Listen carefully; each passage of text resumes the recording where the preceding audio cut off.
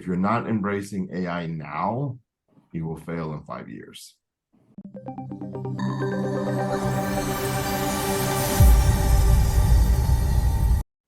All right, well, let's jump in here.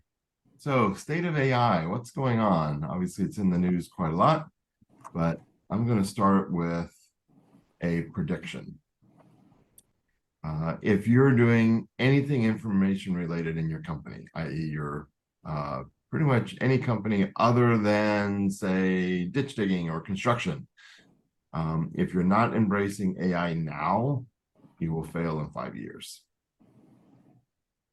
You mean fail as an organization? You will fail as an organization because your competitors will be embracing AI. Somebody in your industry will, and they're going to be reaping the benefits of this. So this is kind of a bold claim to make, but let me motivate this and justify it. And the key to this, to my claim here, is the math of AI and the exponential growth that we're seeing. And AI is really, ChatGPT, which I assume all of you have played with in some form or another, that's just the beginning. And one of the things that happens a lot is it's very, very easy, particularly when you're in the middle of it, to underestimate the long-term impact of exponential growth. And of course, there's a very famous story that you may remember from your high school math days about the peasant and the king, where the peasant goes off and does some good deed for the kingdom, and the king says, I want to reward you. What would you like? You can have anything in the kingdom. And the peasant says, well, sir, I would just like 1 grain of rice on a chessboard on the first square, and then 2 grains of rice on the second square, and 4 grains of rice on the third square. So just double it, but no big deal. And the king thinks, well, that's just a handful of rice. I will grant that. And then obviously before the chessboard was even halfway filled, the peasant was beheaded, for tricking the king, because that doubling every step of the way is incredibly powerful. And it's kind of easy to sort of forget that, but we're living this. Brad mentioned that I've been programming for a little while. My very first programming job was actually programming Cray supercomputers. So here we have a picture of the Cray 1. This picture doesn't do the computer justice. If you've ever seen a Cray or know about Crays, these were the original supercomputers. They cost $35 million, back in the day a piece. This was back early 80s dollars, so even before inflation. And the computer itself was 3 stories tall. You can kind of see the people in the background of that picture, but the top story there is the CPU. The story below it was the cooling unit, had a whole basically refrigeration unit behind it. And then you can't just plug these things into the wall or your USB port. The third story down the basement level was an entire power plant and power conditioning for the computer. So these were 3-story tall computers, and at the time they were ridiculously fast. Well, you all know Moore's law, which is the double every computing power doubles every 2 years. Well, I have here, folks can see this, an Oura ring. This is a little fitness tracker, sleep tracker. It's kind of a cool little electronic gadget. This ring has more computing power in it than a Cray supercomputer. So just in the space of a couple of decades, with this doubling every 2 years, we go from 3 stories tall to a ring. And it's just we're kind of living it every day, so you don't really necessarily think a lot about it, but it's it's a very, very powerful effect. And you can really see this just in the last 10 months. So Brad was mentioning, working on a company called Polyrist to do AI and cybersecurity. But last summer we were doing some experimentation to figure out what should be our next product. It ended up being this boost thing I just described. But we were kind of looking around and saying, all right, we want a new product line and what's possible. And so we used a technology called GPT-30, and we were trying to build a legal analysis tool. And yeah, we could build one. It was okay-ish. It essentially was a glorified spell check. Obviously decided not to do it because it wasn't all that compelling. You could take a legal document, scan it, and do things like figure out, do you have all the right terms in there? Is there an indemnification clause? Is there a termination clause? Things like that. Okay. Useful. I mean, I'm not saying it wouldn't have been a good tool, but really kind of tough to build a business around it. That was using the what's called GPT-30. Fast forward to November of 22. So we're not even a year from that. This is when ChatGPT gets announced. And I think as everybody's played with it, it's kind of this wow moment. And not only was it a wow moment, GPT-3.5 passed the bar. And it's kind of a stunning achievement. Does anybody know a fellow named Alan Turing? You probably don't know them. I don't think anybody's that old on this call. But Alan Turing was the original inventor of computers. Yep. There's a really great movie called Imitation Game with Benedict Cumberbatch. That talks about the invention of the computer during World War II to go crack the German Enigma code. And I bring up Alan Turing because he formulated this thing called the Turing Test. He was sort of wondering, well, gosh, my computer is so smart, when will I know that it is as smart as a human? So the Turing Test was just, you take an interviewer and you put two people behind a screen. One is a real person and the other is the AI. Speaking of which, my watch just started deciding to talk to me there. Speaking of AI, I'll take that off.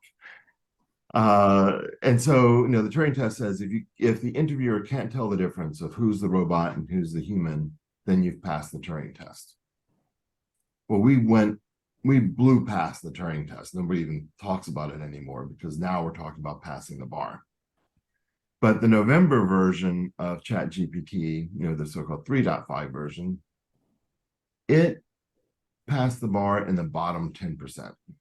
So just barely. So blew past the Turing Test, but in legal terms, if you're familiar with the Better Call Saul or the Breaking Bad TV series, it's like Saul Goodman, right? Technically he's a lawyer, but maybe not the guy you want to hire. So fast forward a few months past that, in March, GPT-40 comes out. So we're not, but what, 3 months later? And GPT-40 passes the bar in the top 10%. So literally in the space of about 6 months, we go from, being able to spell check to being one of the smartest lawyers in the country. That is kind of remarkable growth. And it's not ending in March. So in June, this is one that you may not have heard of because it was a little bit more technical and didn't get the same press because the press didn't understand it. In June 13th, actually, I need to mark the date because that's when the Terminator comes back. OpenAI released what they call the Functions API. And what the Functions API does is lets GPT access arbitrary data of any amount. So what various startups are working on, let's stay with the legal field, is the ability for take that top 10% AI lawyer and give it access to every single contract you've ever written in your entire company for the entire existence of the company, and it will know them all. Now, there's no lawyer in the world that is that smart, right? We're in the middle of a financing round right now, and I was called up my lawyer earlier this week to go talk to him about getting all the paperwork done. He's like, "Hey, can you remind me what we had in your articles of incorporation?" Because I'm one of many clients. He's a great guy. I've worked with him for about 15 years now, and he doesn't remember every last little detail. AI does. And all this now, we're still only talking 10 months. So this is going crazy, crazy, crazy fast. And, I talked about Moore's law being a doubling of computing power every 2 months. When I say crazy fast, I really mean it. If you look at the data in here, anybody super technical wants the explanation of what this data means, I can explain it. But the punchline is we're not doubling every 2 years. We're not even tripling. We're not even quadrupling. AI is getting smarter at a rate of 750 times. So it's spam. And Audrey, you can, and everybody else, you can just chime in, just chat. I wanted to be respectful of that, because certainly want to hear all of what you had to share. Given that, though, the thing that just is on my mind is there is so much that AI and whatever that can gather. It becomes scary. So it makes me think about, was it RoboCop or iRobot or one of those robot shows where they were smarter than the people. So as it's growing so fast, and we are out there trying to navigate, maybe utilize it, then how do we also have our safeguards in hand? And not that you have to answer it right now, but that's just something that's in the back of my mind as you talk. Yes, ma'am. Well, a couple thoughts on that. And it's a great and timely question, and leads to my next slide here. So first, since this is being recorded, I will go on record as saying I, for one, welcome my robotic overlords. Just in case I'm wrong about all this and the robots do take over, I'll do my ass kissing now, and just play it safe. But the important thing to remember here, and this actually dovetails with why I talked about so the AI being this fantastic intern that never sleeps, is the AI is going to be wrong, and that means that there's always going to be room for a human in there, right? And so the way to really think of this isn't so much, AI is coming in and wiping us all out like in the Terminator movies or the Matrix, or choose your favorite, sci-fi. There's going to be a lot of great sci-fi about that. But what it really means is that there's going to be a set of humans that decide to use these tools, and they're going to become a lot more effective than somebody that doesn't. And this isn't new for us, right, as a species, right?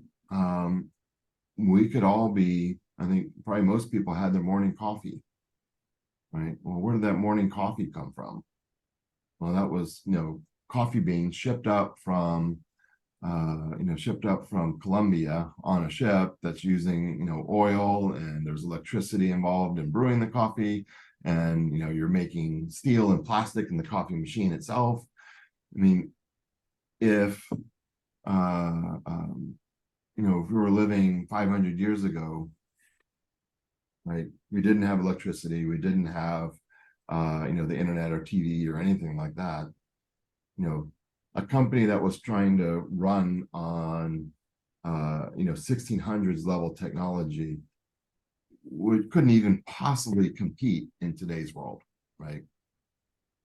And so nobody blinks an eye at saying, hey, I'm going to use electricity today. Of course you will. So it's going to be like that. It's going to be like companies that are using AI are going to be like companies that are using electricity. If you're not using electricity, you're going to have a tough time of it.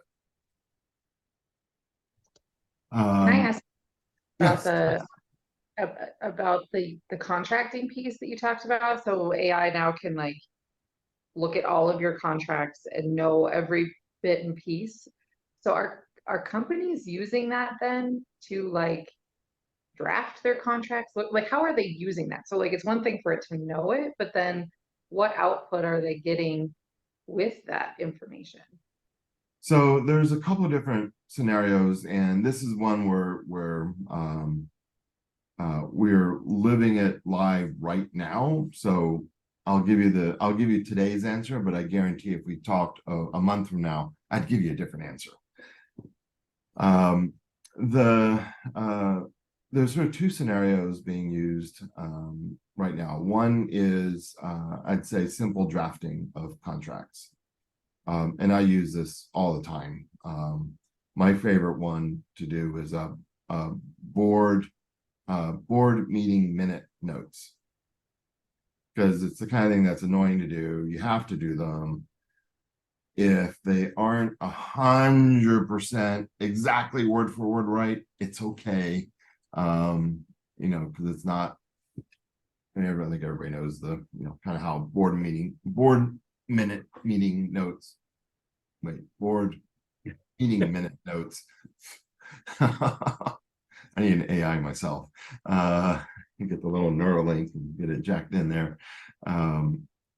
They're important legal documents, but there can be a level of imprecision in them, and that's okay. So that's sort of what people are using today. You still want to have a real human and a real lawyer double check anything important. But the other place that I think is going to be, and this is where I've seen some demos, is imagine that you went through all of your contracts and you asked the AI, just like you could ask ChatGPT and say, hey, do I have any contracts with unfilled obligations? Right? Or do I have any contracts that are still ongoing that haven't been terminated because I forgot to invoke the termination clause, and somebody snuck in a contract that didn't have termination. And if you've ever been through an M&A or anything else that requires extensive due diligence, which I've now done 7 billion of M&A and about 24 different transactions. So Brad said I sort of dibble and dabble in a lot of stuff. Even for my own company, when we're going through an M&A, we had like 3,000 documents to go through for all the employees and stuff. And sure enough, I had maybe 20 or so different employment contracts and advisor agreements where there was no termination clause on it. So like I had all these drip drab stuff that, I found the expensive way because I had a human go through every last one. But I guarantee if I went through, if we had a human go through the contracts in your organizations, I bet you we'd find some loose ends somewhere. And so that's the kind of thing that the folks are working on AI tools for right now. But, in terms of, kind of to Audrey's question earlier, looks like you transitioned from the car to the office there. That was my AI. That was my Jedi mind trick. In terms of like, are the computers going to take over? I think there's still going to be room for the foreseeable future for that human judgment. And if we stick on the legal scenario, I'll again give a personal example. Again, I'm in the technology space, and but as an independent software company, we've had our dealings with Microsoft, and I'll say flat out right now that by virtue of a few deals that went sour some years ago, I actually have legal grounds to sue Microsoft. And I would win the case. My lawyer said I would win it. And if I guarantee if I asked, through all that same data at the AI, it would say you have a slam dunk case. Okay. Should I, as a technology startup, go sue Microsoft? No. No. First, it'd be 7 years before I ever, won, and I'd have to put millions of dollars in, and they're gonna, Microsoft literally has a building full of lawyers. So it'd be 7 years of heartache, and I'm going to make a lot more money by writing software and selling it than effing around with the legal system for 7 years. And so it's that kind of judgment where, yeah, technically I'm in the right, but no, this is a bad idea. So who is it that exercises that sort of social component, the what's right for society, things like that? That's going to be the humans. That's not going to be the robots saying that. And so that leads into my question is the I don't know if the ethics surrounding this is the right term or not, but the potential to use this in unscrupulous ways is certainly rich. Absolutely. So where are the guardrails? And the second part of that is, since AI has gained, in learning and what it can do in such a short time, will that ultimately make humans less smart, or could it, help us become more smart? Because we rely on AI to do everything, so we're not doing it ourselves. So I'll start with that last little bit, and then segue to and then address maybe your earlier question. I personally believe that this is going to make AI make people more smart. So maybe very coincidentally to your question, I was at my son's back to school night event last night. Where you go run around as the parents and go see all their teachers and what they're being taught. And holy cow, my 8th grader is taking stuff that we didn't have in Alabama when I was growing up. And they're doing this in 8th grade. And so, even in our lifetimes, I think we're, your average high schooler is smarter and being taught more things than when we all were in high school. And so we're already seeing sort of an increase, if you will, in human smartness. And I think that's going to get amplified. And I have a drill down section about sort of talk about this very briefly. If you think about what drives the effectiveness of teaching, one of the major variables that we often look at is that teacher to student ratio, right? Because everybody learns differently, and any given topic, maybe one kid gets it and the other kid doesn't, and so forth. So if you have a smaller class size, it's easier for that teacher to give individual attention. But I don't know if we have any educators on the call here or not, but I don't think there's any school that could financially afford to have a 1-to-1 ratio for all students. Well, not with a human, but the AI is infinitely patient. The AI can, just as I talked through that legal example, imagine an AI tutor that knows every test that the kid ever took, every homework assignment the kid ever did. And so it can figure out exactly, oh, little Johnny understands regular equations, but doesn't understand quadratic equations. So let me go explain quadratic equations again, and I can generate, as many new test cases as I need to do to help Johnny out on quadratic equations.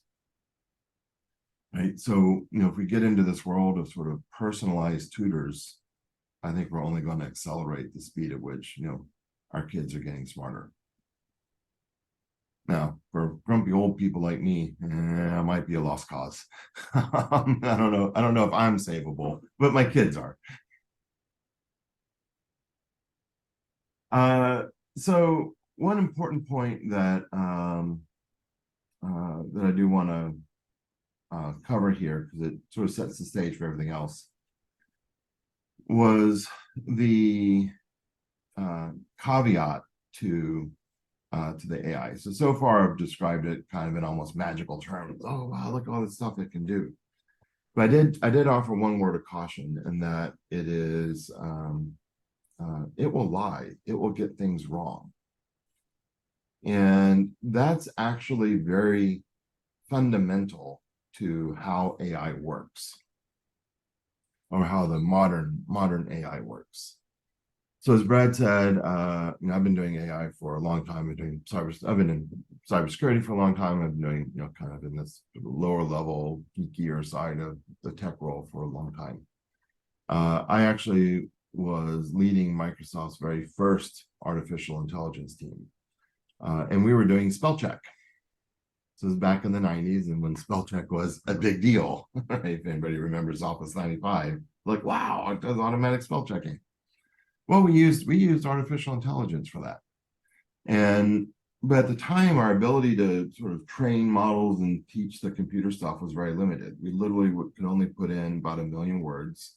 We put in everything from, cat and dog and lunch and dinner to supercalifragilisticexpialidocious. So we tried to get all the words we knew of in there. And we trained it up to say, what's a correct word? And so we could look at one word at a time, and we had a training set of about 1 million words. And that was state of the art in the 90s.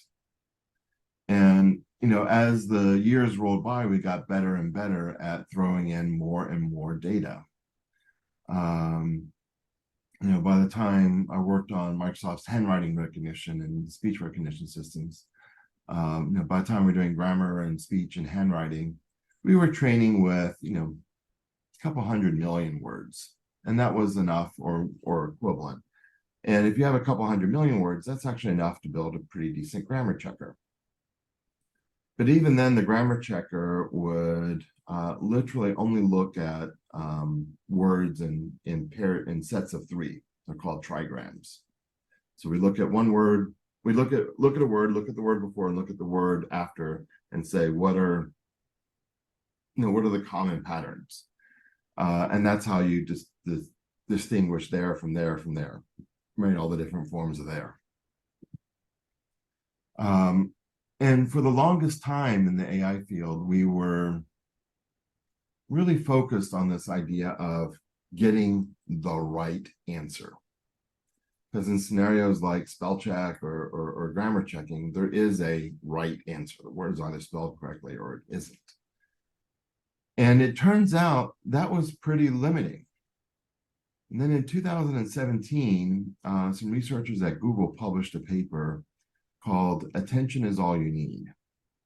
And I'm going to vastly oversimplify here. And if you describe this, if you relay this story to anybody technical, they're going to say, you got it wrong, you're full of shit, that's not the way it works. But this is, a good enough analogy to sort of get your mind around it. The breakthrough in 2017 was that Google taught the AI how to lie. And it turns out, if you know how to lie, you get smarter. And the reason kind of gets into this sort of deep mathematics, but, if you sort of think about the world today, the world is filled with contradictions, right? Is President Biden a good president or a bad president? We could probably spend the rest of our session here today debating that one, or maybe not, depending on your viewpoint. But if you were to try to train the AI on what might be an objective question, good president, bad president, and try to get to the right answer, the AI is going to go nuts, right? Like how do you possibly come to a conclusion when the world is messy and there's many different viewpoints, and those viewpoints all have some level of validity, and and could be right answers in the different contexts. So if you can't get to the right answer, then having the ability to deal with that ambiguity and sort of hold multiple different possibilities in your mind and sort of pick a path, that was the key breakthrough, right? And so I call it very simplistically the ability to lie. In the technical terms is something known as top P and top K, and you may hear a phrase called hallucination. So hallucination is just where the AI will go off and make stuff up. And if you try ChatGPT and you ask it a question, ChatGPT has sometimes been called the world's ultimate mansplainer. It may or may not be right, but it is absolutely confident in its answer. And so, but that's a result of the math, because in order to get these breakthroughs, we had to teach it how to deal with the ambiguity of the world and the different, different sort of contradictory possibilities. And so what that means then in practice is, this gets, to Audrey's earlier question as well. Somebody has to be there to weigh in on judgment about the AI, about is its prediction correct and the right way to do it, right?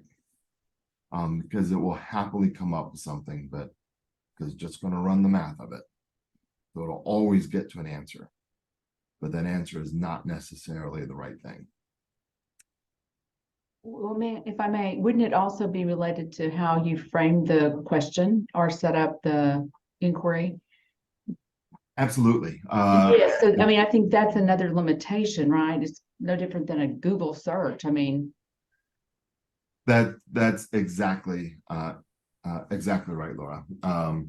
And there's a new field called prompt engineering that has emerged. And if you are a prompt engineer, sort of setting up the right question, then the average salary now, starting salary for a prompt engineer is $300,000 a year. So it is very much, an important skill. And I'm going to talk about that in a little bit, but it kind of gets to, well, actually, I'll talk about it now. This will turn into where I think it's going to go. So something I call the AI gap. So think about how do you apply this stuff to, how do you apply AI to your organization? Well, the AI technology is just, growing at a 750x rate. It's going crazy. But humans aren't, right? And we can't expect, every last person in our organizations to become a $300,000 a year prompt engineer, right? That's not a realistic thing to teach everybody. And so that's going to create this gap between kind of where humans are at and human ability to adopt this technology, and then where the technology is going. And so that gap is both simultaneously the disruption or your opportunity, depending on what are you doing about it. So if you're figuring out how to close the gap, then you're going to be the disruptor, right? And that's the opportunity for you. And if somebody else figures out how to close that gap before you, then you're in trouble, which goes back to my 5-year prediction. That's a really good thing for us to think about, Alex, because one of the things that we talked about before you joined us was just the subject of what future subjects would people like to address here in this forum. And universally, one of the subjects was we're in the human service business. We have fewer and fewer professionals available to us to provide services, and the demand for services is increasing. So how do we innovate our service delivery process so that we can still serve people with fewer professionals, fewer trained, and against the kind of competitive environment, because fees are coming down for services due to competition and funding and limitations. So I'm just giving you that as kind of a, I'm not asking you to answer that question at this point, but it's kind of a context for us to, as we go through your presentation, to kind of address, you know. Well, you're cheating a little bit, Brad, because you've seen my slides. So that's actually what I'm going to cover on the next few slides. Yeah, I know. I'm giving that context for you and for everybody, frankly, so that we can all kind of be looking at this that way. Because having seen it yesterday, it's like, yeah, this is a direct answer to our question. Yeah. Yep, exactly. And so that's sort of the key thing. So what I thought I would do now is sort of walk through a couple of my observations and predictions, and just sort of what's really going on in a few industries in terms of the sort of the rapid transformation. So I spoke earlier about what we're doing with Polyverse. So obviously, being in the software engineering field, this is near and dear to my heart. What's going on in software engineering is just nothing short of astounding. I'd like to think that I'm a pretty reasonable programmer myself. In addition to all the stuff we talked about in my background, I'm the guy that wrote a good chunk of the copy paste and typing code in Windows. So if you're using a Windows computer, pretty much any place you type, any place you do copy paste or drag drop, that's my code. And my particular claim to fame is when you type in a URL and click on it, that was me. And that was a lot of fun to write. And back in my youth, when I had my hair, I was pretty productive. I wrote a lot of code. I still write code. And these days I am literally, and I've measured this, 10 times more productive than I ever was at any point in my career. So Alex, I just want to thank you so much, because I use copy and paste all day long. Now, the thing is, I negotiated poorly because I just got my salary. I did not get what I needed was a revenue slice on every copy paste. That would have been a smarter deal. So you're just the cool dad with all the latest gadgets. Oh, for me, oh yeah. I already ordered my new Apple Watch and the new iPhone 15. Yeah, I'm a bit of a gadget head, and all my cars are electric now, so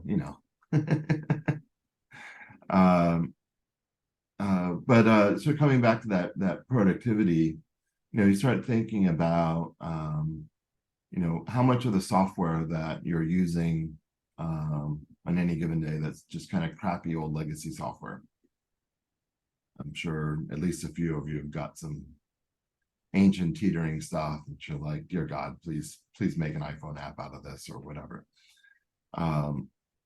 That's now going to be 10 times cheaper to deal with.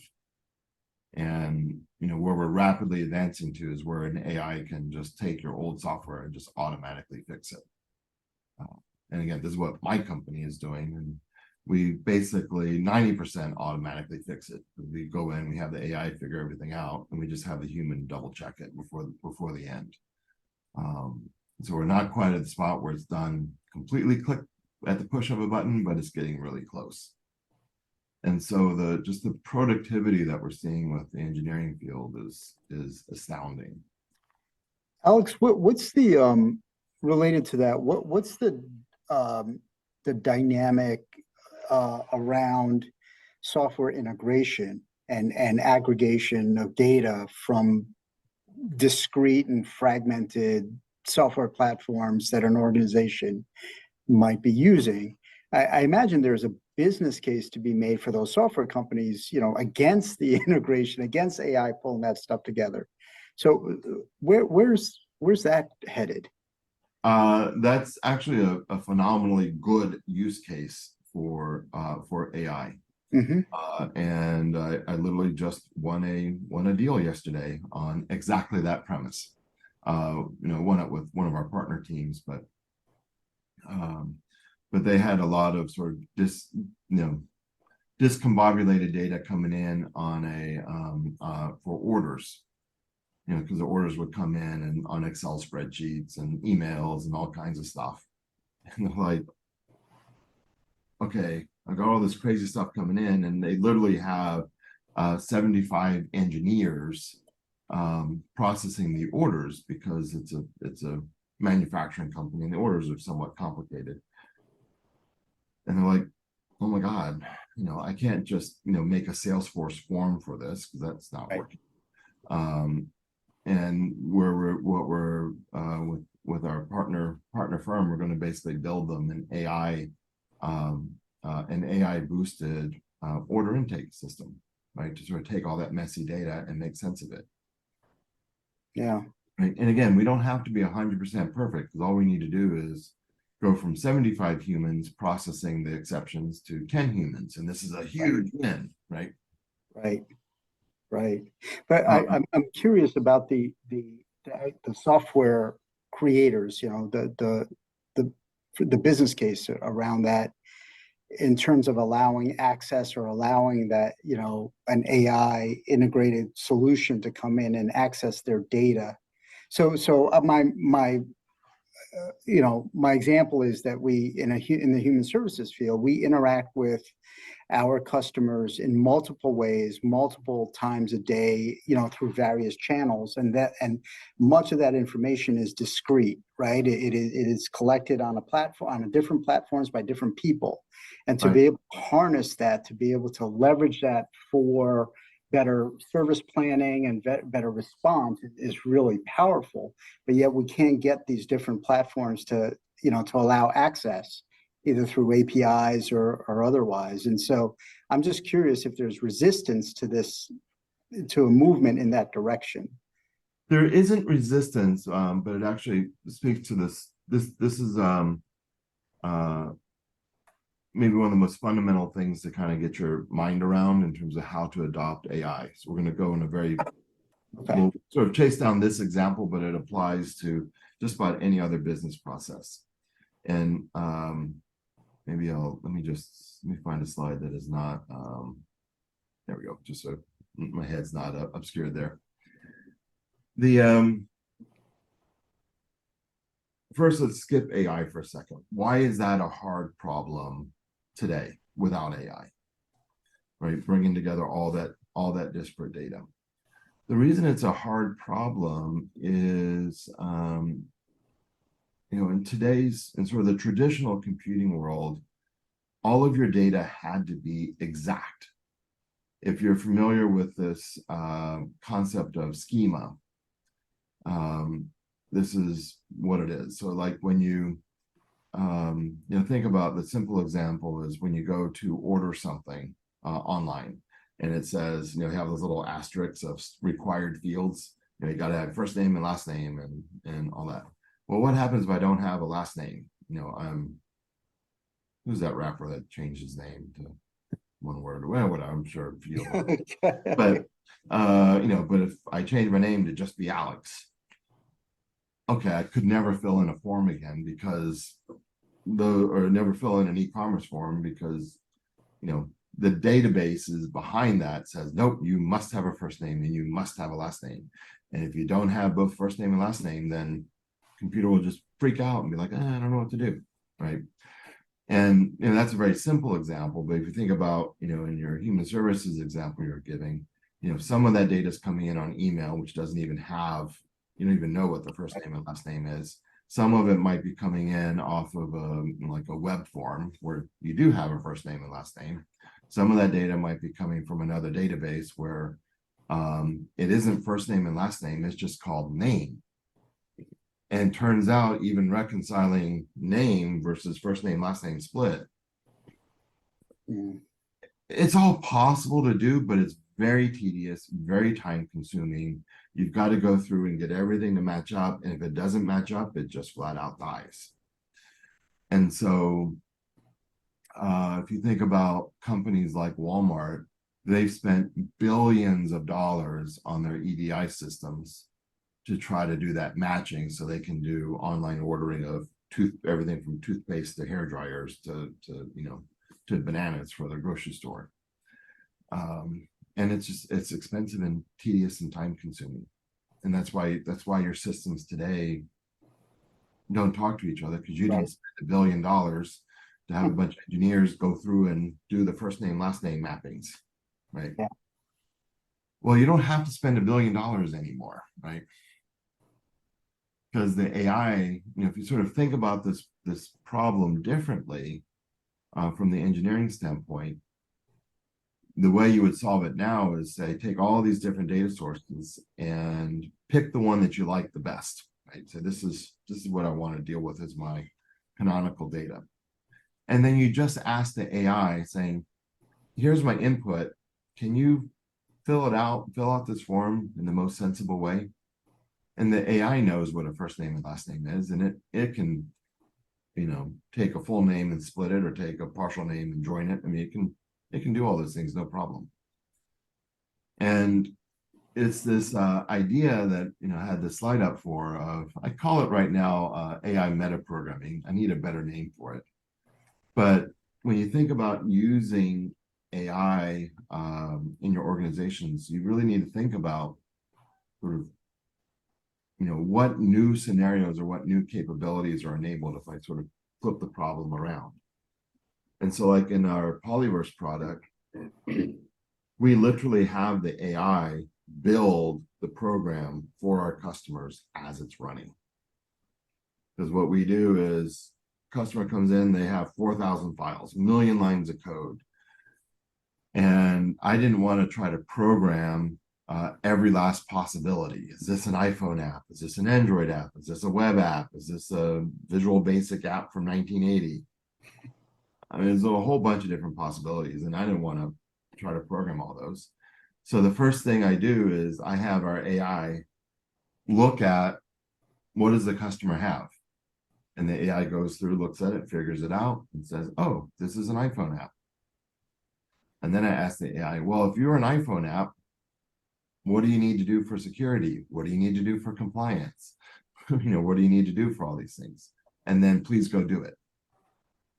So the system literally builds itself, as it's running. And that pivot from me trying to solve everything to just say, let the AI solve it, and enabled us to create this product, right? And we're going to do the same thing with like this tutoring example we talked about before, right? Don't try to manually create a test for every possible scenario, every possible thing that a student might get stuck on, because you're going to go nuts. It'd be ungodly expensive to try to write that many tests. Just have the AI go in and say, where's the student stuck? Write a test for it. So you go from, ungodly expensive to a couple lines of code. So it's a very, very transformational way of looking at things. And do we have anybody from Accenture or a similar company here? No, All right, good. we're all human service providers again. Okay. Behavioral health, education, Okay, great. Well, it's good news, because if you're Accenture, you're toast. And it kind of goes back to what we were, what we're just talking about with your question, Mike, of, if you sort of reframe this problem differently, you can do now for $1,000 what used to cost millions of dollars, right? So what happens if you're in the business like Accenture is of charging the $1 million? Right? Accenture is if you're not familiar with them, they're a $63 billion a year outsourcing firm. Half of their revenue is writing software. The other half is what's called BPO, business process outsourcing. And all of it is billable hours, right? Just, if you have a job to be done, Accenture says, sure, I'll go do that. And you can get 10 people and we're going to charge $200 an hour and away you go. And so great business for Accenture. But what happens when, a competitor comes in and says, I'm going to do the same job, but with AI, and I can do that contract you have, Accenture. I want to do it for half the price, twice the speed, and half the time. It's a very powerful pitch, and we're winning deals left, right, and center on this. And what's Accenture going to do? Even if they make a lot of noise about, oh yeah, we're going to adopt AI too, they can't take the revenue down by half, right? Because they're a public company. If anybody here that's running a public company knows you got to meet the street. So they just can't wipe out half the revenue overnight.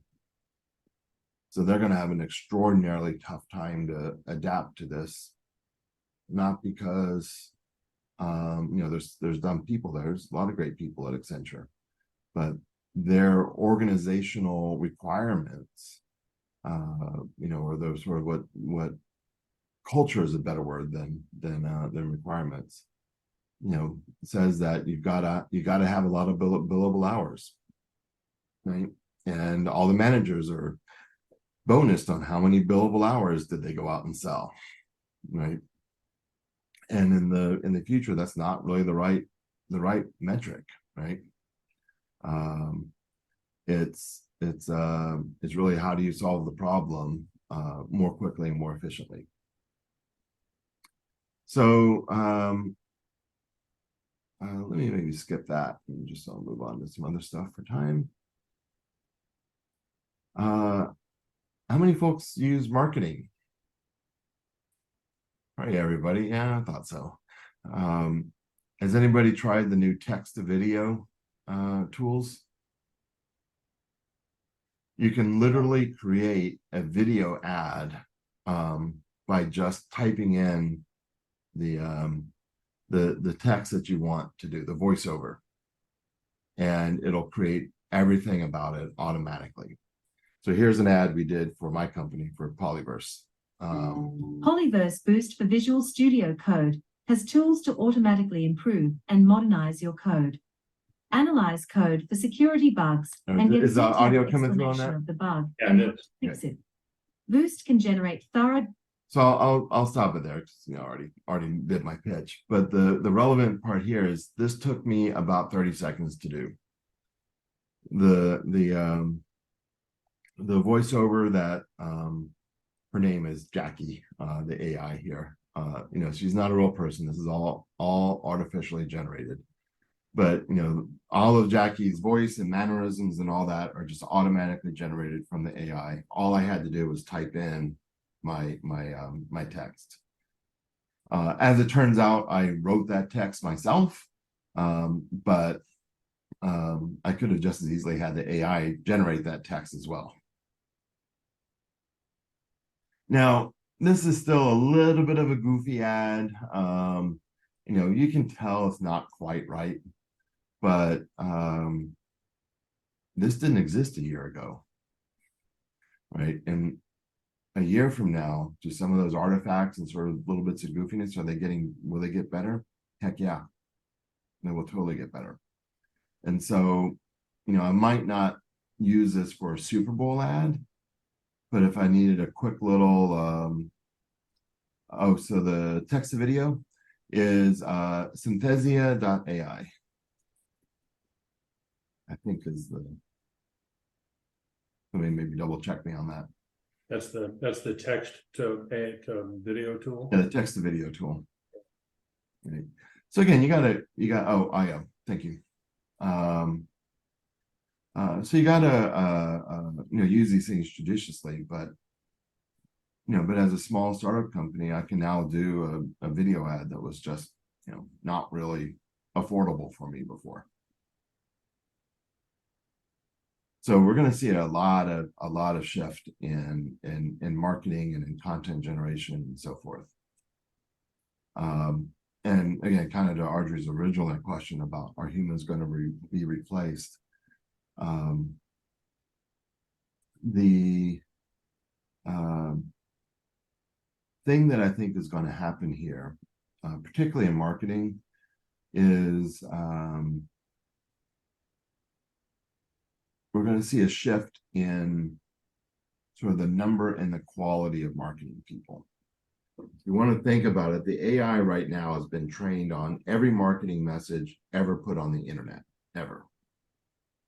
So the AI is basically as good as your average marketer.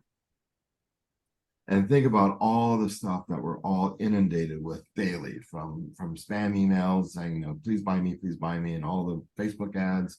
Most of the stuff you see today is just, it's just dreck, right, and forgettable.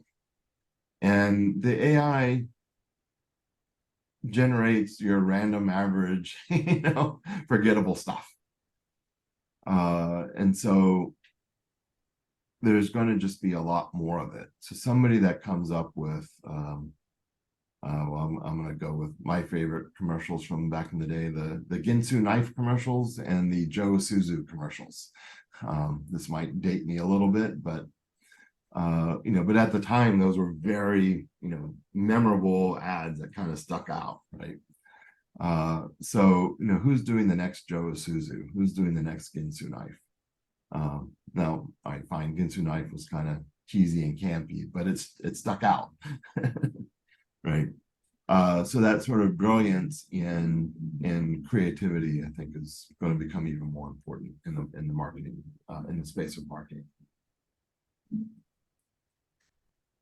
All right, healthcare. So there's a fellow named Peter Diamandis. He was one of the, was a doctor out of California. He was one of the creators of Singularity University. There's a whole other discussion to have about this concept of singularity. If you haven't read about it or heard about it, I'll give you the punchline. If you sort of project out this growth in computing power and this growth in AI, the prediction is by 2040, if you're alive by 2040, you're going to live forever. So, I'm at the borderline. We'll see if I make it. But for our kids, they're gonna live a long time. And the sort of prediction there is, with the increase of all this, computing power and the ability for the computers to understand things, we're going to by that time period be able to model and understand everything going on in the human body. Not just the DNA. We've already done the DNA, but we'll know everybody's individual DNA. We'll know all the the microbiome, all the bacteria and stuff that are in your gut. We'll understand all the proteinomics. We'll understand the epigenetics, and be able to sort of reset the epigenetics and get your hair to grow back or whatever. So we're going to see just phenomenal advances in medicine in the coming years. And so Peter Diamandis is one of the founders of what's called Singularity University. So he's really been steeped in this world of how far can we push this. And his prediction is that if you sort of come back prior to 2040, his prediction is that within 5 years, it'll be malpractice to not use AI if you're a doctor. And if you think about it, if you went to a doctor with a sprained wrist and needed an X-ray, this actually happened to me on Sunday. I did go to the ER to get my wrist checked out. If I'd gone to the ER and the doctors did an X-ray, I'd be a little upset, particularly if I had broken my wrist, because an X-ray is an available tool and it will tell me if I broke a bone. Well, let's think about the X-ray analysis today. Today when you get an X-ray, by and large, it's not actually looked at by your doctor there. that x-ray is offshored somewhere, and it's, some doctor in the Philippines or somewhere that's looking at the x-ray. And so, mine was just a sprain wrist, so whatever. But let's say it had been something important. Do I want to have a doctor in the Philippines looking over my x-ray who's looked at 300 x-rays that day?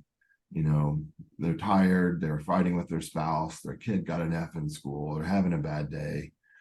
I don't want that person, or do I want a machine that doesn't sleep, that has seen every x-ray in the world, and knows the difference between this little white blob and that little white blob? That's what I want. I want the AI engine that's seen every condition ever x-rayed by anybody. Right. Now, I still want my real doctor to look at the AI's judgment and say, yeah, Alex, you're being a hypochondriac, you can go home. Don't worry about your wrist. Just wrap it up in an ace bandage and sleep it off. Is what they ended up telling me to do. So I still want that human doctor in the final loop, but I sure do want somebody that's going to look at this with more expertise and more memory and more knowledge about all the different conditions than your average doctor. So that's why I think Peter's right about in the medical field, you're going to have to use this. So, yeah, So it seems like that could pertain to mental health diagnoses, to assessing, like in elder care, assessing somebody's capability, looking at all other aspects of their. I mean, it's like when I think about I don't know how it applies, but it just seems like it could revolutionize some of those steps. yeah, absolutely. And this is where, you think about like the mental health one. That's another good example of where you need to be very thoughtful about how to apply it, right? Because if you have, the AI say analyzing the results of somebody's questionnaire, or just listening into a conversation with a doctor and providing an additional with the psychologist, listening into a therapy session, and kind of in the background whispering into that therapist's ear, here's what I think about what's going on. That could be very, very useful. I'm not sure we're at the point now where we want the AI being the primary therapist, because, like I said, it'll hallucinate, it'll make stuff up, and and if the person says I'm suicidal, what's a good bridge to jump off of? The AI is going to say, well, actually, here's a couple of good bridges, and this other one, and this, this bridge is actually just 10 miles down the road from you. Why don't you try that one? Right now, I mean, I'm kind of maybe making a joke of a terrible situation, so I don't mean to do that, but we can do some things to put in some safeguards to say, well, if somebody says I'm suicidal, don't tell them what bridge to go on. But maybe they don't say explicitly I'm suicidal. Maybe they just say, hey, I'm having a bad day, I could use some fresh air. A good view and a long way down would help me. Like, what's a good bridge? AI will happily answer that question, right? Because that could be very legitimate. Somebody just wants a good breeze, or it could be somebody that's suicidal. Yeah. So I think we got to be really, really careful and smart about where we apply these technologies. Hey, Alex, sorry, go ahead. Well, Alex, my question is related to mental health and substance use, because we are highly regulated in terms of privacy, and I think it's really sobering to see that slide at the very beginning that says companies that don't embrace this could be obsolete, and yet candidly, we had employees embracing it and like using these bots to get invited to meetings, but then it filtered into group therapy sessions. And we weren't sure, like, where are these being recorded? And then we're getting summaries of the sessions, and we don't know, are they protected by HIPAA? What's your advice on how we make sure that we are in compliance with privacy and yet still embrace the technology? Ironically, you can ask the AI that question too. and it actually will help you think through it. But that kind of gets to that AI gap question that I was talking about. You said you were in the substance abuse field. That's a great one where there are a ton of regulations you've got to follow. Not to mention ignore the regulations, just your legal liability, right? Well, and clients like being worried about very, very private information and how we're using that. So there's, yes, all of that, all the above. So the way I would think of it is the following. There's going to be some tools that will be absolutely brilliant for you. And there's others that are going to be a disaster. So I'll pick the obvious one. If you've seen something called Midjourney, it's an image generation one. But Midjourney not only is all the data that you submit to it public, they actually post it live. So please, dear God, don't use Midjourney for this thing, right? Because not only are they training on it, it's all available. So anybody can read it. If you use like Bing, they're training on that data. So I wouldn't use Microsoft Bing. But ChatGPT, you can turn on a feature that protects all the privacy of your data, and ChatGPT actually got HIPAA certified. So the exercise to do right now, and you'll have to kind of do it continuously as these tools are evolving so fast, is to say, here's the regulatory and privacy and maybe just even customer expectations that I need to match. So that's where your customers are, and bring the AI to them. Don't make the customers go match the AI. So find the set of tools that match what you need, like using ChatGPT's HIPAA compliance feature. Right. And that'd be the way to do it. And I guarantee somebody is going to do that. I mean, we sort of think about, ChatGPT was released in November, and they did the HIPAA compliance in February, I think it was. So, it's that was an obvious scenario for them to go tackle, and so they went and did it very, very quickly. So just try to bridge that gap, right? And the other part is, if your organization is big enough, remember, writing software now is 10 times cheaper than it ever used to be. And so, what might have been unthinkable to have your own custom solution, yeah, you could probably do that. I was meeting with the CEO of a merchandiser retailer, sort of a company in the fashion industry last night, and they wanted a custom iPhone app. And if they'd asked me a year ago, I would have said that would take 2 or 3 months to build, and maybe maybe $500,000. And I said, no, this one we can do in the weekend, and it'd be about 20 grand. Right. So it's just radically different cost structure now for doing custom things. Wow. So don't be shy about finding your favorite vendor and seeing if they can't get something done for you. Now they need to be. Here's my obligatory plug. I'm an engineer, not a salesperson, but if they're not using Polyverse Boost, then yeah, it's going to cost the 10 times. They need to be using the advanced AI tools themselves, and then your programming is going to be cheap. Like, that's one of my questions, Alex. I mean, so AI is huge and it's exploding, and you could, Google search like, AI my board minutes, and you get 400 different options of like, what's a good tool. And so, how do you recommend finding the best tools, and or the company? Like, what questions should we ask? Where do we look? I guess, how do you narrow? So it's a great question. This question actually came up yesterday as well. In some sense, it's no different than what you already do today, right? To find new products and services, right?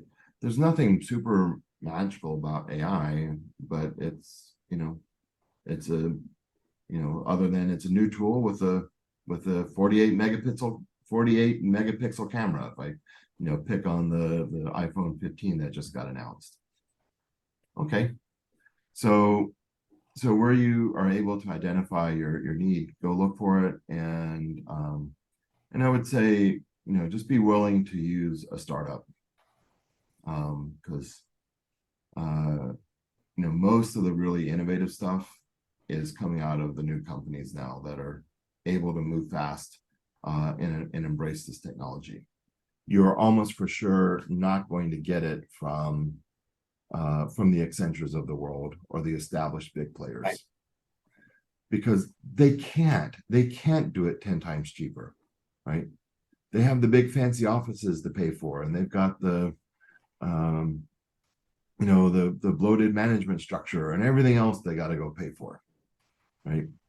Go to the small scrappy company that, this is my corporate office, right? So my overhead is low, so I can do something for $10,000 that, and make a ton of money and be happy about it.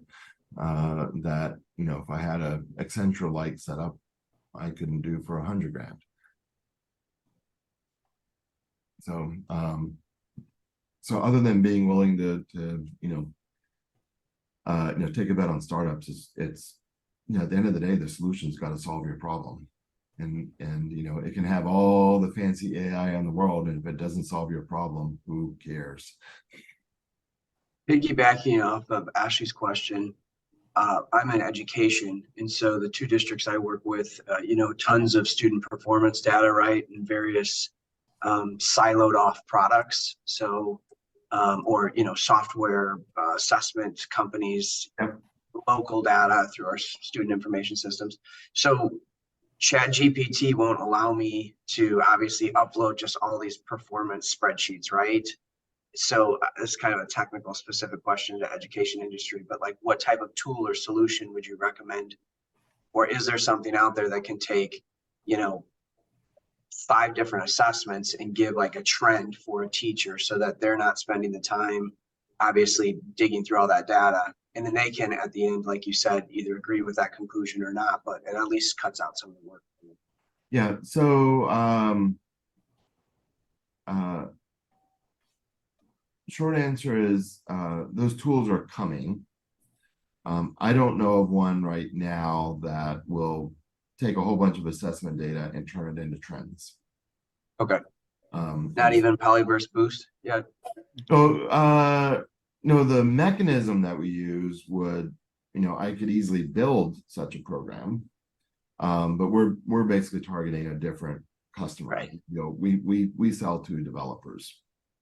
So then, Alex, like what type of keywords do I need to look for in the news or when I talk to vendors on something like that? I know that this is, I don't mean to hijack the rest of the meeting. No. Like, it's the being practical and useful is much better than just being sort of, off in the air, ivory tower. So for your scenario, I would look for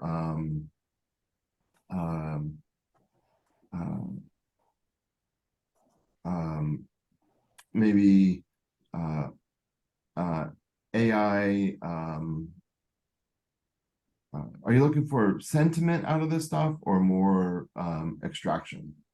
Like extraction, like, there's a state assessment, local assessment, these kind of periodic progress placements, like, this is what we're seeing, kind of a trend. These are like maybe the 2 or 3 skill standards that this kid should be working on. Insights. Do you have an example of the data? Can you put it in the chat?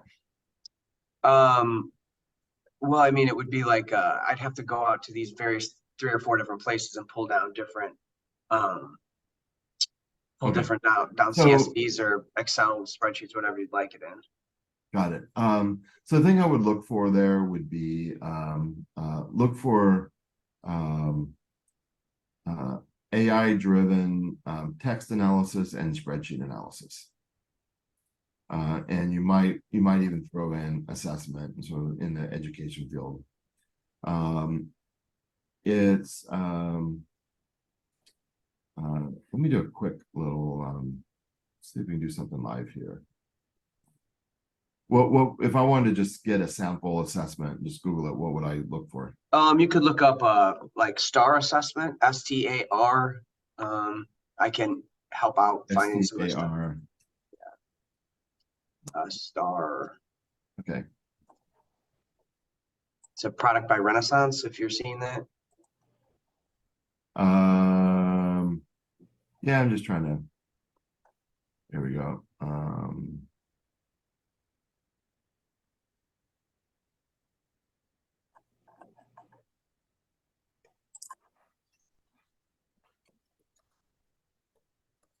Okay, let's see if I'll copy paste this.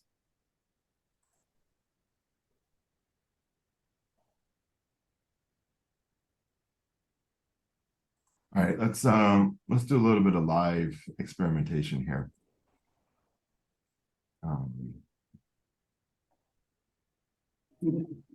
Okay.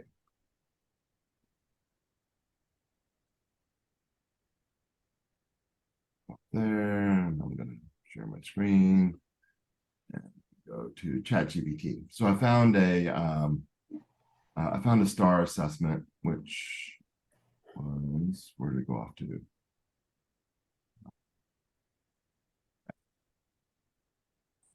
Well, I went ahead and copy pasted into ChatGPT. Okay, so does this kind of look about right? It's a Lakeview High School, grade 10. I got a bunch of scores, things like that. Yeah, yeah. Okay. So I'm now going to ask the AI, say this is a STAR assessment for Lakeview High School.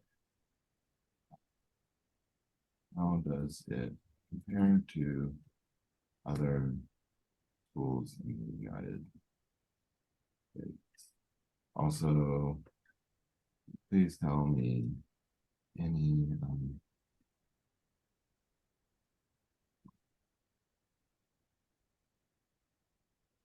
right, can folks read that? So it's, Yeah. Okay. So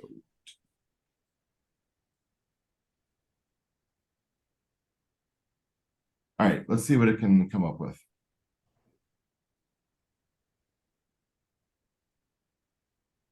So I just literally copy pasted, and I think Mike, you were asking about this before. So I didn't have to figure out the schema or anything like that, right? You know, it already parsed through and it's figured out that this was grade 10. This is the reporting period. So it got the schema automatically.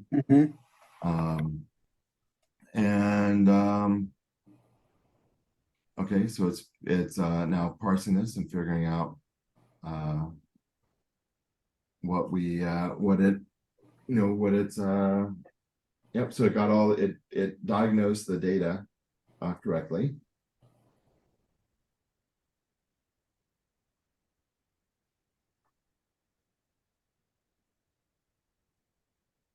So, there you go. And so even ChatGPT right now can help you with this. And, kind of going back to how quick and easy is it to build these tools, if this is a, sort of a major activity that you're spending a lot of human time on now, hire a little firm to automate this for you and just, have all the assessments come in through GPT and generate, an assessment like, generate the AI version of it like this. And that'll cost you, a couple weeks of somebody's time, an engineer's time. So Alex, like being such a layman in this regard, like how would I even find a little firm that does this? I'm happy to point you to some folks that. Okay. All right. Thank you. And thank you for the demonstration too. Yeah. Yeah. That's mind blowing, isn't it? Yeah. Yeah. And it goes, I apologize, I forgot who asked it might have been Laura, I think you asked this, but this is the prompt. This is what I just did. That's an example of prompt engineering, right? You gotta frame it up correctly and ask the AI the right way, Because if I just ask it, please give me a star assessment for this school, who knows what it'll come up with, right? So you gotta ask the AI the right kind of question, but when you do, it really works magic. Wow. So Jason, did that help you out a little bit there? Yeah, that's great. And it's that process, but for, maybe 25 kids in a class across 3 assessments. And so, like you're saying, just taking all that human time and getting something spit out. And then, obviously that we believe the teachers are the experts, right? So then they can go and figure out, Yeah. To what degree is that ringing true? So that was great info. Yeah. So my guess is it would cost you to get something sort of quick and easy, just built out, you're probably looking at 50 grand, maybe something like that to go build this. That's a spitball number without knowing exactly your environment and how much data and all that.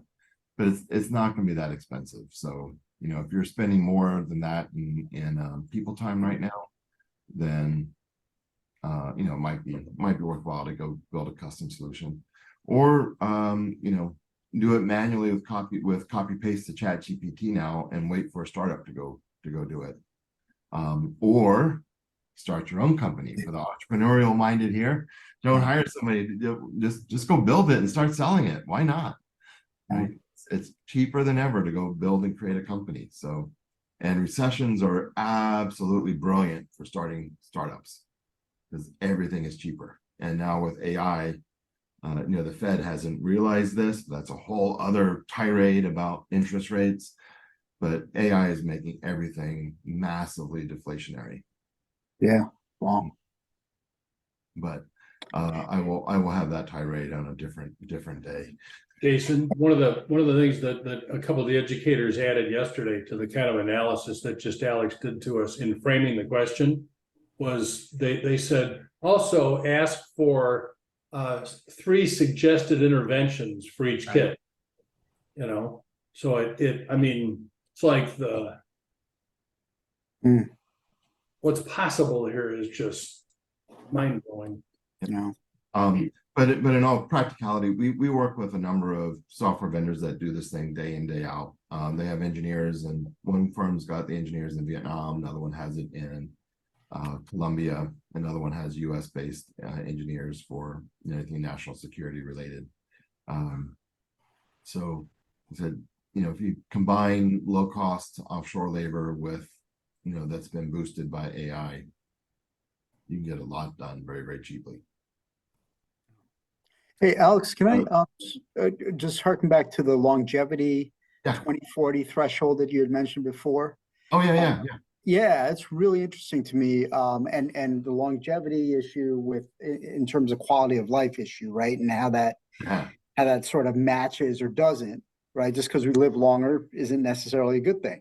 And if our quality of life sucks, right? So I'm curious about that, diving in there. So do you have a resource, that I can sort of go on my own down that rabbit trail? Yeah, let me point you to a couple of different things. One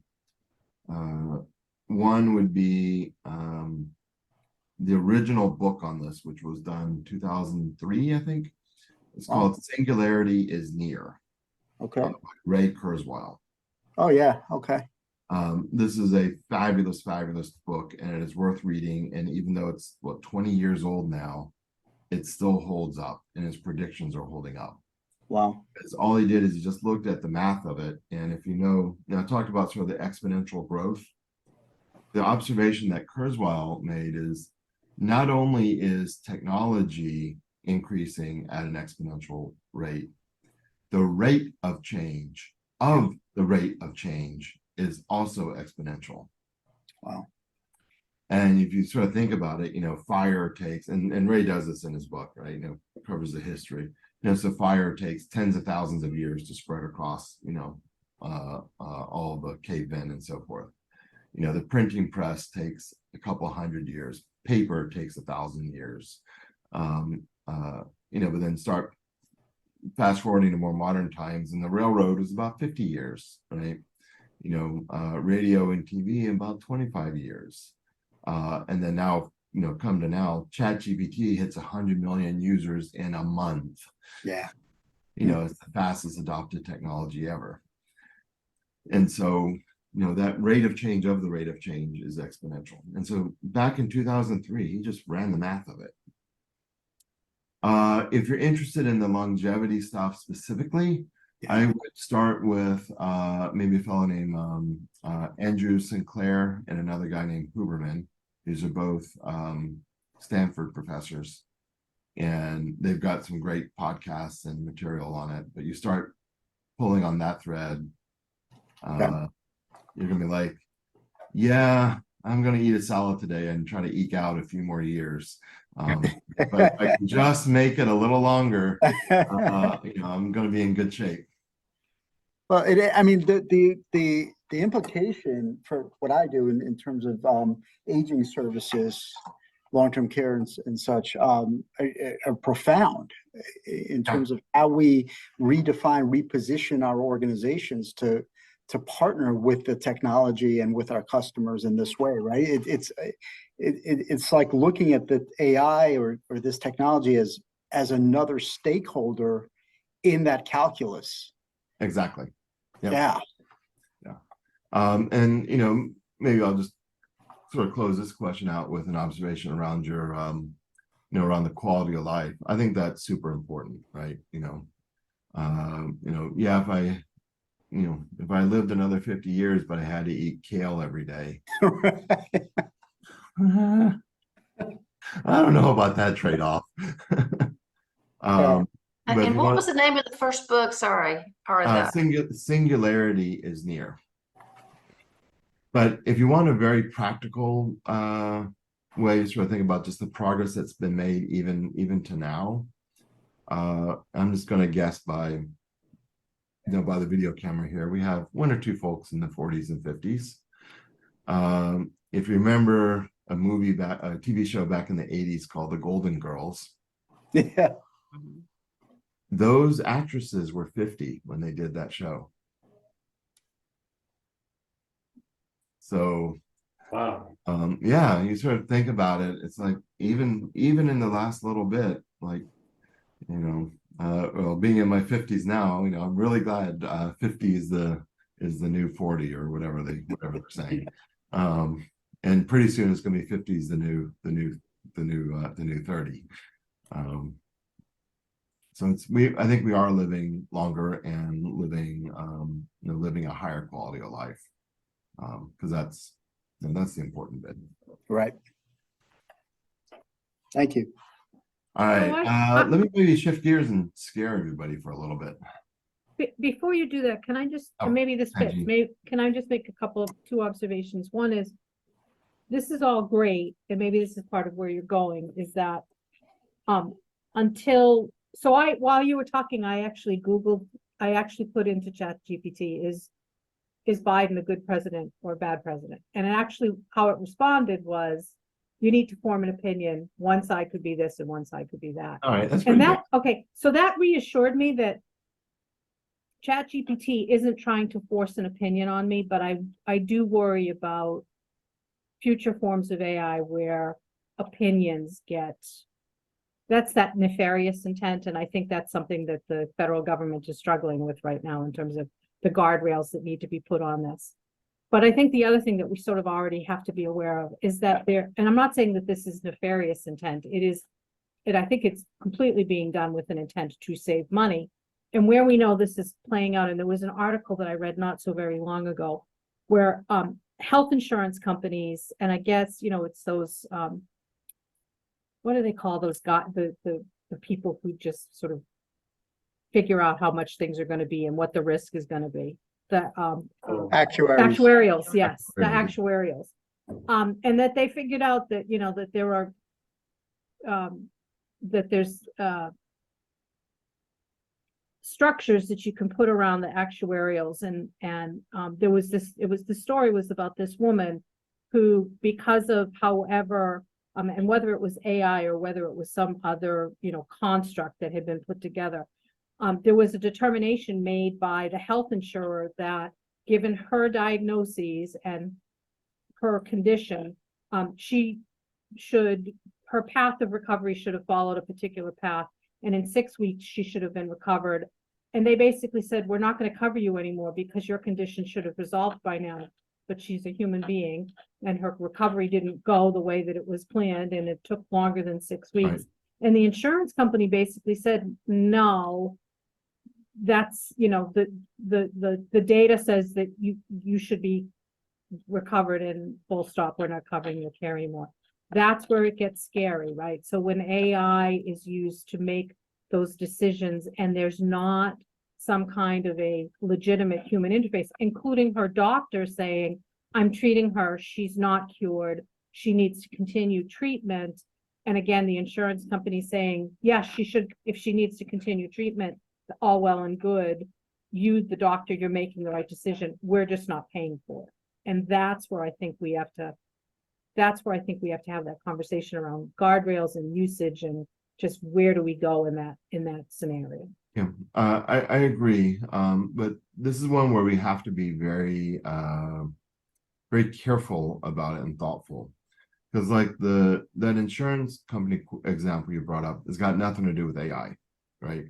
Whether that was an AI decision on the actuarial tables or just a human doing it, the insurance companies, even prior would make decisions on, whether to have coverage or not.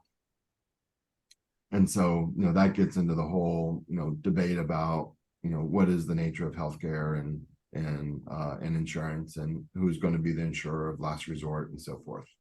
And then, frankly, how do you prevent fraud in that case? Because, this young lady was legitimate, but if there is a loophole there will be people that, and fraudulent doctors that are just saying, nope, yeah, you're being treated for this for forever and just, milking the money. So, all that problem exists independent of AI. I'm going to talk in a second here on the malevolent uses, but of AI. But we're in a spot where, not to bring up a third rail of political discourse, but like gun control. Gun control is another very tricky topic because, by and large, the guns that are used in drive-by shootings are being used by criminals. And, is the criminal really going to be paying attention to the law? And the AI technology is out there now. And even if the government regulated it, the criminals they won't give a shit, right? They're still going to use it in a bad way. And one of the challenges that I have in my company is I mentioned we use AI for cybersecurity. But we did run into a problem earlier this summer where we had to change around our prompts because the safeguards were put in that stopped us from protecting software, because we were asking about, sort of viruses and, having the AI think about cyber attacks. But we asked it in a way that it thought that we were trying to do an attack as opposed to prevent an attack. And, and they changed the guardrails and our product broke. And so it's kind of one of these things, I can't help but think of like a Star Wars reference, right? If you're going to fight the dark side, you got to understand the dark side. Right? And so Yoda has to be able to absorb force lightning, right? So somewhere you got to do that training. At least a few of you got that reference. That's good. Yeah, your geek is really showing. I love it. Yeah. I've been told that once or twice. What's geeky about Star Wars? Nothing. I love it. Yeah. So you've got to be incredibly careful about how, what regulations are put in place, because a well-intentioned but misguided regulation is going to let the bad guys win overnight. Because let's say if you say you can't use AI to defend cybersecurity, I guarantee you lose, because the AI, the bad guys are using AI to launch attacks. And so with that segue, let me give you a few examples of where it's going to get really bad.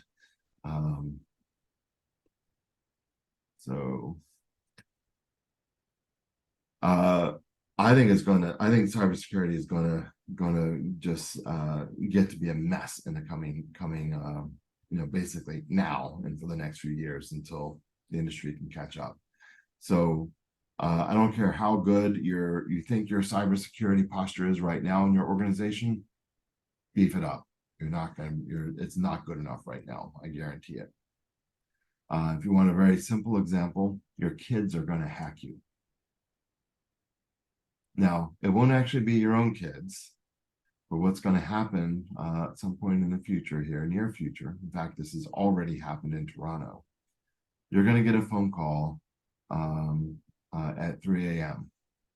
And that phone call is going to be, Mama, I'm in jail. I'm so sorry, Mom. I got, I was out partying with my friends, and the cops came by, and can you Venmo me some money and let me get bail, and we'll sort this out tomorrow. And that call is going to sound like it's from your kid. It's going to have police sirens and sounds like a police station in the background. And it's going to be legitimate. And they're going to have a conversation with you. And it's going to be your kid's voice. All I need to do that scenario now as a bad guy is 3 seconds of a video clip. Now, how many of us have kids that have posted on Instagram or Facebook or TikTok or whatever? There's 3 seconds of video of your kid out there. And so it's an automated, and the thing is, used to be these kind of attacks were done by a human. You get the phone call from some scammer, right? And they're trying to talk to you. And it obviously doesn't, the English is bad and it's just obviously wrong. But this is going to be done by a robot at scale. And, how many people fall for it? How many people at 3 a.m. are going to be groggy? How many people have got a kid that, maybe isn't a straight A student? Maybe might be a little, get into trouble from once or twice. Yeah. How many people are going to Venmo the money? It's going to happen. Right? It's going to be a big business. So if it's going to be a big business, you can try to fight it, or you can join it. So let's go evil for a minute, and I'm going to teach everybody how to rob a bank.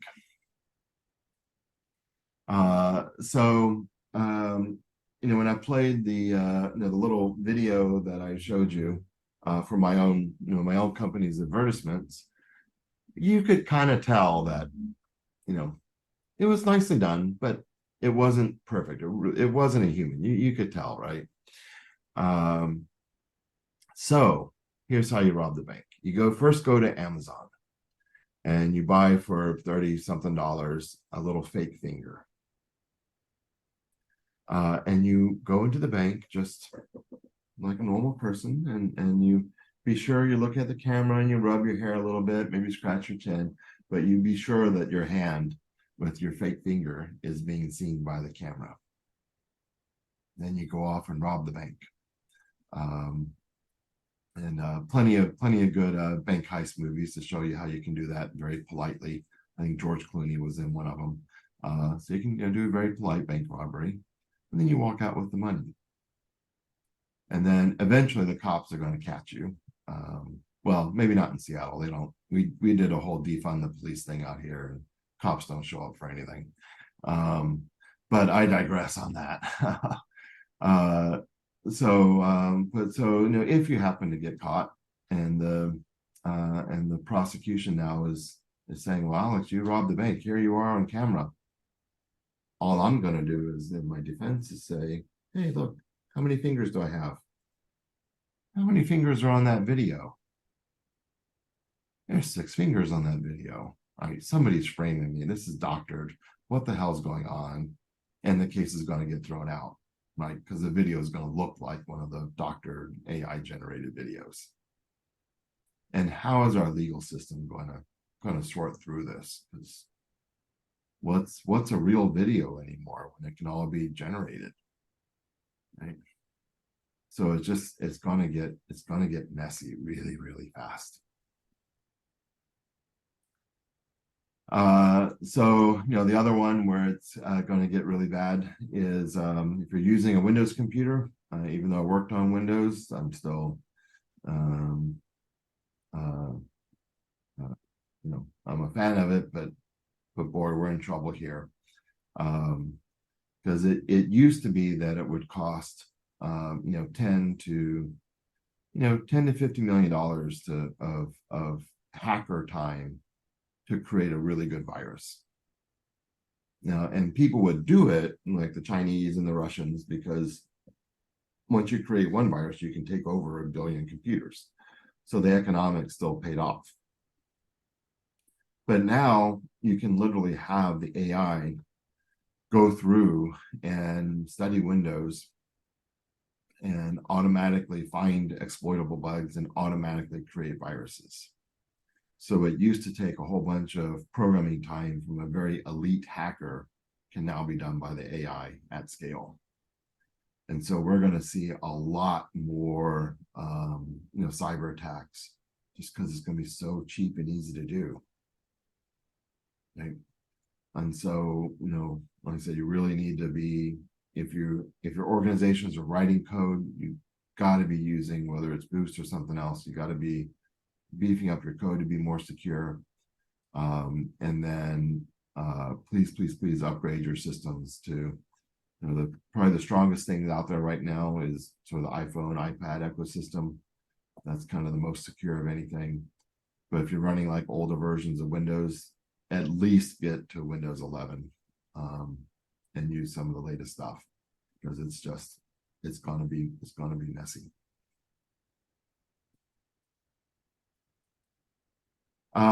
So hopefully I've scared you a little bit there, because all these productivity improvements that are going to accrue value to the good guys and the good gals of the world, they're accruing value to the bad guys too. But all that said, I'm actually I'll end on a positive note. I'm incredibly bullish about all of this. This is a incredible transformation going on in society right now. I think our biggest challenge is going to be the speed at which it's happening. But if you sort of think historically, I don't think any of us want to go back to a period where we have no electricity, there's no printing press, there's no agriculture at scale, and so there's no refrigeration, so you can have fresh food in the wintertime. Nobody wants to go back to that. So we've had phenomenal advances in technology throughout human history.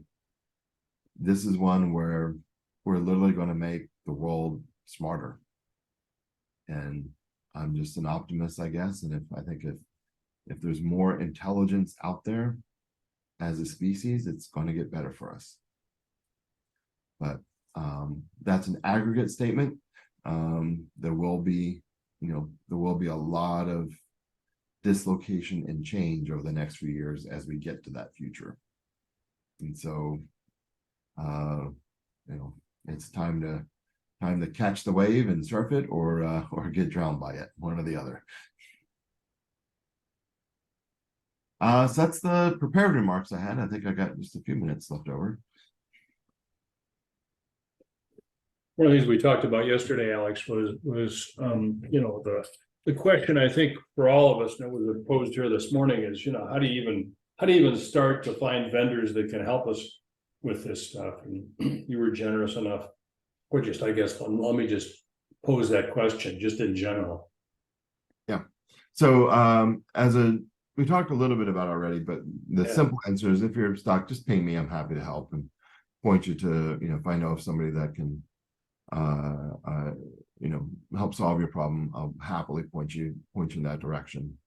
But then the rest of it, really comes down to, all the other, your existing process for finding vendors, keep running that, right? Because, even with all this AI stuff, nothing has changed about the human condition. Work with a vendor that is trustworthy and reputable, that's not gonna, screw you over. Work with somebody that's got, good customer service. And, depending on where you live, you might be stuck with Comcast. So, but if you have a choice, yeah, choose the one that's going to be a better partner for you, just on all the other metrics besides AI. But then I think what you will find is the vendors that are becoming AI turbocharged themselves are going to be offering a better product and a better value and a better service than the ones that aren't. And so, just like we talked through, I think with Jason's example and a few others, like, hey, if you want to go have some custom software built, if you ask Accenture, it's going to be $500,000. If you ask my partner DevLock, it'll be $50,000. Right. So you'll get a very different answer depending on how effective those organizations are at using AI.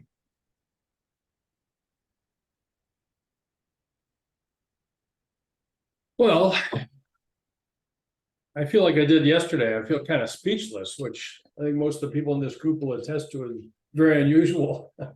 I just want to thank you. This really has been amazing. Listening to it for the second time, my head is exploding even more than it was the first time. So I'm very, very, very generous of you. We covered some different stuff today too. So it's fun. It's a different conversation as well. Yeah, we did.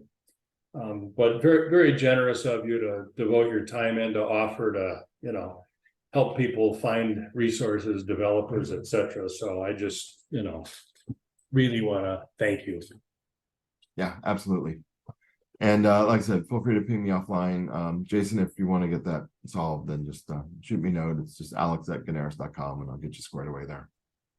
And I'm going to share his email address with everybody via email, along with the recording of today's session. So thank you for that, Brad. Yeah, you're welcome, Jason. Excellent. Thank you, Alex.